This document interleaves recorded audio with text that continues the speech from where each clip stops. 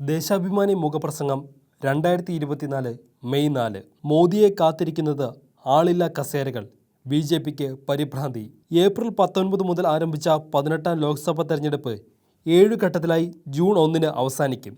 ഫലപ്രഖ്യാപനം ജൂൺ 4 12 സംസ്ഥാനത്തിലായി പരന്നുകിടക്കുന്ന 94 മണ്ഡലത്തിൽ മെയ് 7 മൂന്നാം ഘട്ട വോട്ടെടുപ്പിന് 3 ദിവസം മാത്രം ബാക്കി.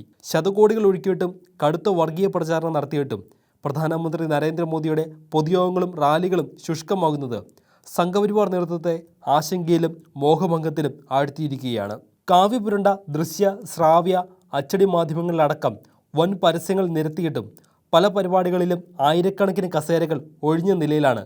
മഹാരാഷ്ട്രയിലെ പൂനെ, ബാരാമതി, ഷിരൂർ, മാവൽ തുടങ്ങിയ മണ്ഡലങ്ങളിലെ കൊട്ടിഘോഷിച്ച റാലികളിലെ ആളില്ല കസേരകളുടെ വീഡിയോ സാമൂഹ്യ മാധ്യമങ്ങളിൽ നിറഞ്ഞു. വിവിധ സ്ഥാനാർത്ഥികളുടെ സംയുക്ത പ്രചാരണ വേദിയായിരുന്നിട്ടും പരിവാർ സംവിധാനം ഏറെ വിയർത്തിട്ടും പ്രതീക്ഷിച്ചതിൻ്റെ കാൽഭാഗം പോലും അനുയായികൾ എത്തിയില്ല. BJP NDA അഖിലേന്ത്യാ നേതൃത്വങ്ങൾ വിജയമുറപ്പിച്ച പല സംസ്ഥാനങ്ങളിലും പ്രധാന മണ്ഡലങ്ങളിലും പോളിംഗ് ഏറെ ഇടിഞ്ഞതും മോദിയെയും അമിത്ഷായെയും മറ്റും അങ്കലാപ്പിലാക്കിയിരിക്കുകയാണ്.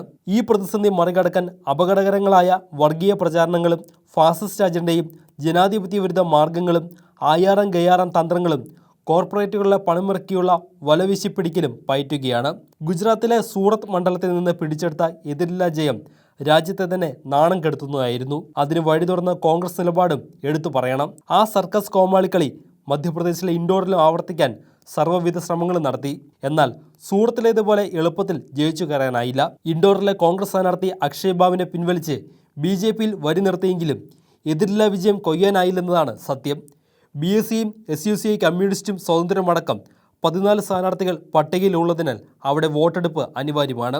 പത്രിക പിൻവലിക്കാൻ BSPയുടെ സഞ്ജയ് സോളങ്കിയും SUCയുടെ അജിത് സിംഗ് പർവാറിനും സ്വതന്ത്ര സ്ഥാനാർത്ഥികൾക്കും മേലെ BJP കേന്ദ്രങ്ങൾ കനത്ത സമ്മർദ്ദവും ചിലർ ഭീഷണിയും ചെലുത്തുകയുണ്ടായി. കോടിക്കണക്കിന് രൂപയും പ്രധാന സ്ഥാനമാനങ്ങളും തളികയിൽ വെച്ച് സമീപിച്ചതായും ചില മാധ്യമങ്ങൾ റിപ്പോർട്ട് ചെയ്തിട്ടുണ്ട്.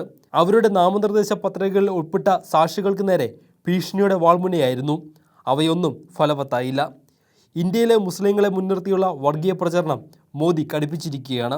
കഴിഞ്ഞ ദിവസം ഗുജറാത്തിലെ ആനന്ദിൽ തെരഞ്ഞെടുപ്പ് റാലിയിൽ പ്രസംഗിച്ച അദ്ദേഹത്തിൻ്റെ വിഷലാവ പ്രതിപക്ഷം ജയിക്കാനായി പാകിസ്ഥാൻ പ്രാർത്ഥിക്കുകയാണെന്ന ആക്ഷേപമായിരുന്നു.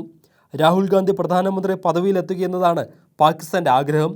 തങ്ങളുടെ അടിമയായ കോൺഗ്രസ് അന്ത്യശ്വാസം വലിക്കുന്നത് കണ്ട് പാകിസ്ഥാൻ കേഴുകയാണെന്നും ആനന്ദിൽ മോദി കൂട്ടിച്ചേർത്തു.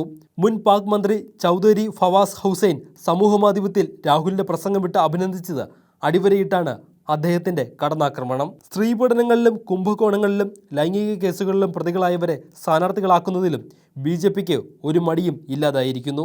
വനിതാ ഗുസ്തി താരങ്ങളെ ലൈംഗികമായി ചൂഷണം ചെയ്ത ഫെഡറേഷൻ മുൻ അധ്യക്ഷൻ ബ്രിജ്ഭൂഷൺ ശരൺ സിംഗിൻ്റെ മകൻ കരൺ ഭൂഷണെ ഉത്തർപ്രദേശിലെ കൈസർഗഞ്ചിൽ സ്ഥാനാർത്ഥിയാക്കി. അയാളുടെ ചേട്ടൻ പ്രതീക് ഭൂഷൺ UP MLA ആണെന്നതും മറന്നുകൂടാ. ലൈംഗിക പീഡന പരാതി നേരിടുന്ന ഹാസൻ MPയും NDA സ്ഥാനാർത്ഥിയുമായ പ്രജ്വൽ രേവണ്ണയെ ചുമലിലേറ്റി നടക്കാനും കർസേവകർ മത്സരമാണ്.